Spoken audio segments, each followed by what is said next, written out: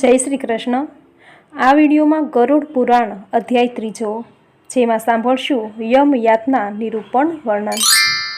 ગરુડ પુરાણ એ ગરુડ અને ભગવાન શ્રી હરિ વિષ્ણુ વચ્ચેનો વાર્તાલાપ છે, જેમાં મૃત્યુ, પુનર્જન્મ અને મનુષ્ય જીવન સાથે જોડાયેલ અનેક મહત્વના પાસાનું વર્ણન કરવામાં આવ્યું છે। ગરુડ પુરાણ એ હિન્દુ ધર્મના 18 પુરાણોમાંનું એક પુરાણ છે।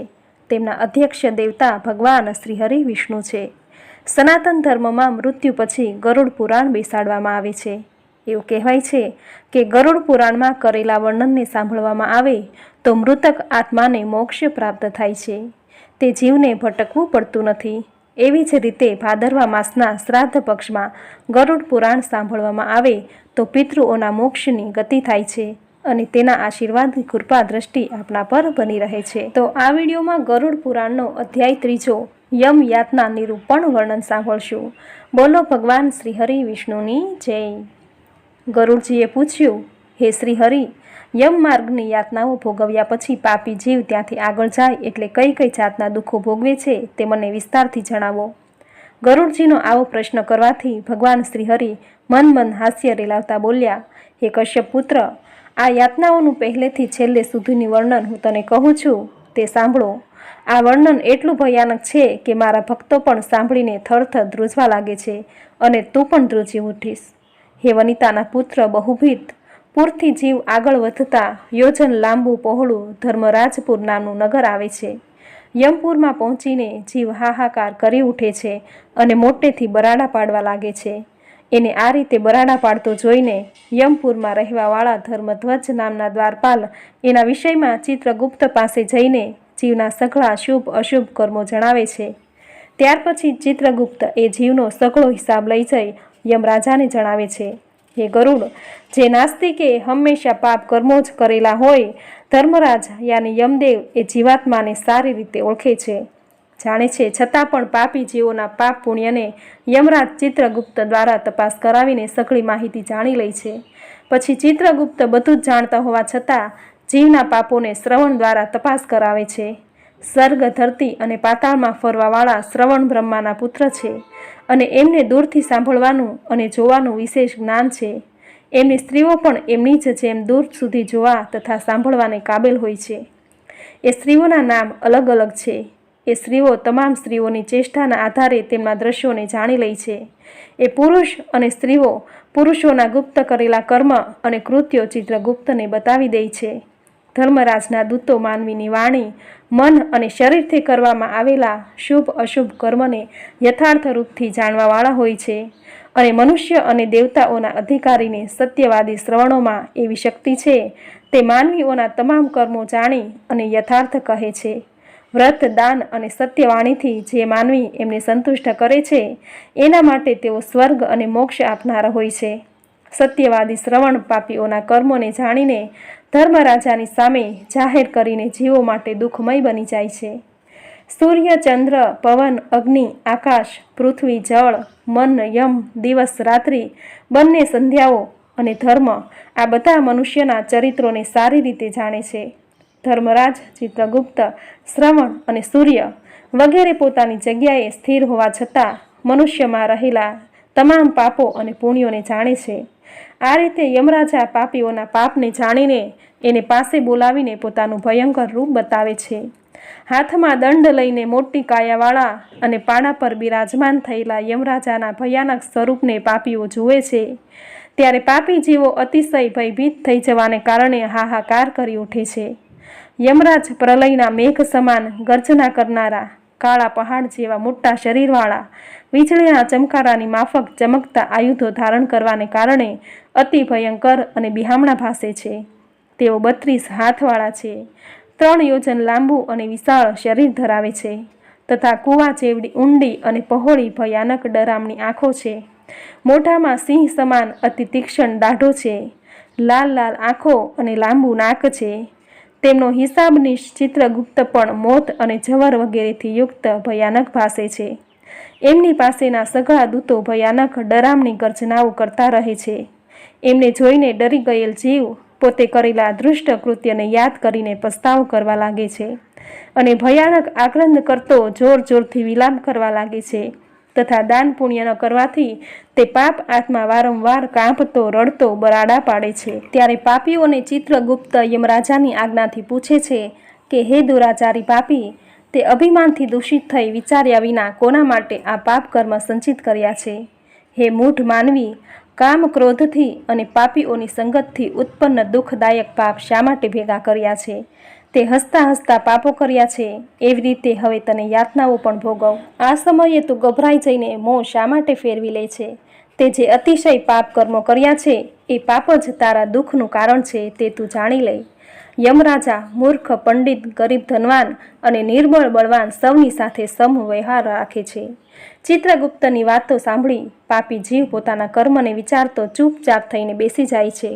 ચોરની જેમ નિહાલ થઈને બેઠેલા એ પાપીને જોઈને ધર્મરાજા એના પાપ માટે ઉચિત દંડ સંભળાવે છે અને કહે છે કે હે મહાપાપી અને નિર્દયી, તમે ઘોર અને ભયાનક નરકમાં જાઓ।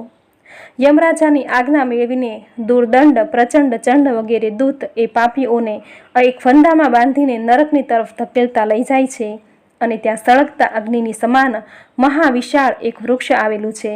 એનો વિસ્તાર 5 યોજનાઓ છે। એ યોજનની એની ઊંચાઈ છે।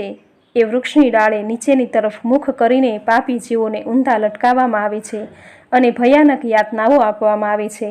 એ વૃક્ષની ડાળે બંધાયેલો સળગતો જીવ અતિશય દુઃખી થઈ પીડાથી રડવા લાગે છે, પણ ત્યાં એની રક્ષા કરવાવાળું કોઈ નથી હોતું। કોઈ દૂતમાં દયાધર્મ હોતો જ નથી।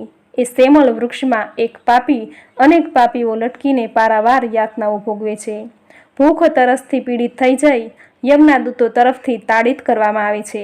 મદદહીન એ પાપી જીવ દૂતોને હાથ જોડીને કરગરે છે કે હે દૂતો, અમારા અપરાધને ક્ષમા કરો। આ પ્રમાણે વિનવણી કરવા છતાં પણ પાપી જીવને લોખંડના સળિયા, મુદગર, તોમર, ગદા, ભાલા અને મુશળ વગેરેથી યમદૂતો મારે છે।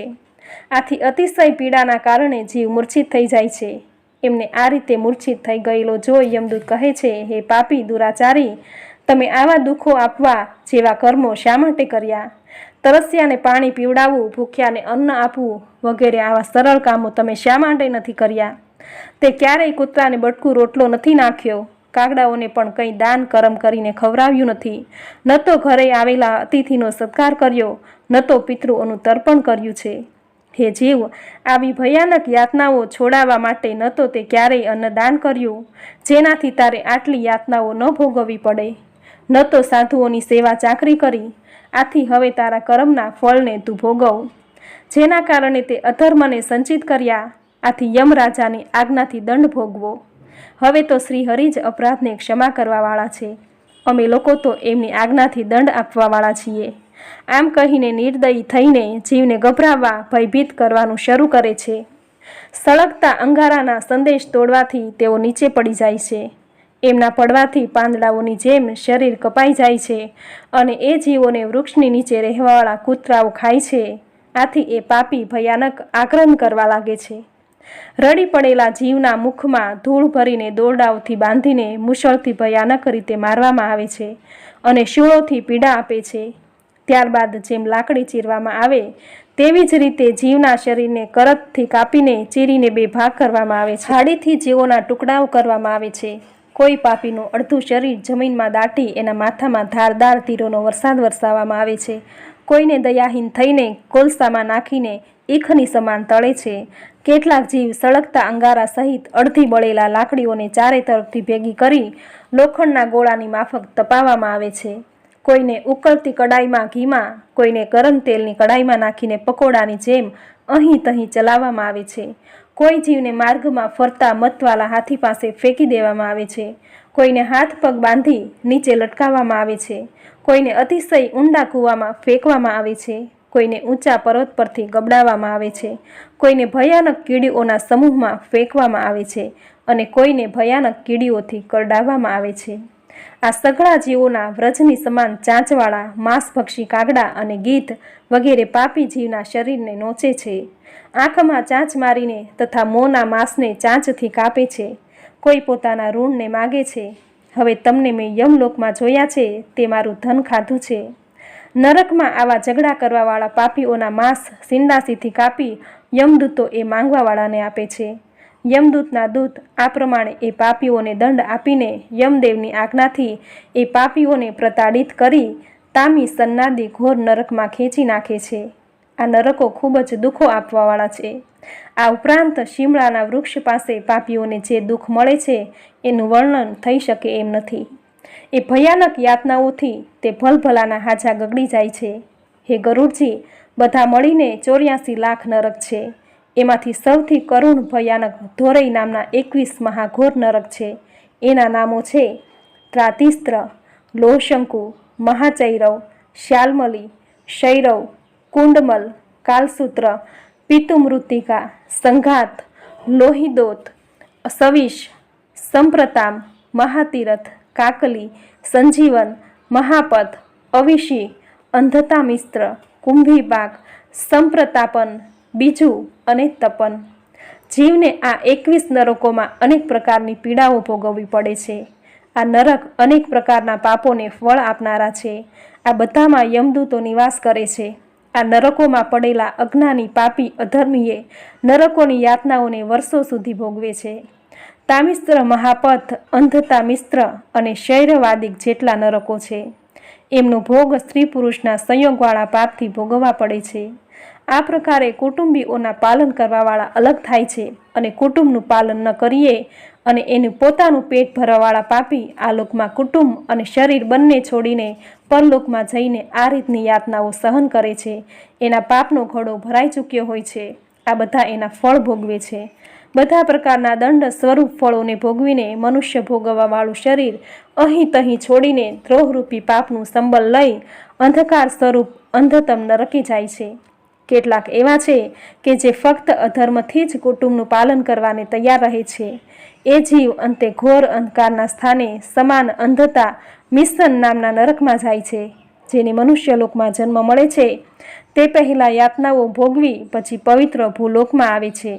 આ રીતે યમલોકનું આ સ્વરૂપ અત્યંત ભયાનક છે. ઇતિ શ્રી ગરુડ પુરાણે સારોદ્ધારે યમયાતના નિરૂપણ નામ 3 અધ્યાય સમાપ્તમ. બોલો ભગવાન શ્રી હરિ વિષ્ણુની જય. તો આપણે સાંભળ્યું ગરુડ પુરાણનો અધ્યાય 3. ગરુડ પુરાણ એ ભગવાન શ્રી હરિ વિષ્ણુના શ્રીમુખેથી પ્રગટ થયેલ કલ્યાણકારી વચનો છે. આથી પરિવારજનોના મૃત્યુ બાદ તેમજ શ્રાદ્ધ પક્ષમાં આ પુરાણનું વાંચન કરવાથી પિતૃઓને સદગતિ તેમજ મોક્ષની પ્રાપ્તિ થાય છે. પિતૃ સંતુષ્ટ થઈ તેના વંશજોને સુખ, શાંતિ, સમૃદ્ધિ, સંપત્તિ અને સંતાનના આશીર્વાદ આપે છે. તો આજના આ વિડીયોમાં ગરુડ પુરાણનો અધ્યાય 3 જેનું સુંદર વર્ણન સાંભળવું આપને જરૂર ગમ્યું હશે. તો વિડીયોને લાઇક કરી કોમેન્ટમાં જય શ્રી હરિવિષ્ણુ જરૂર લખજો. ચેનલ સબસ્ક્રાઈબ કરી બાજુમાં બેલ આઇકન જરૂર પ્રેસ કરજો.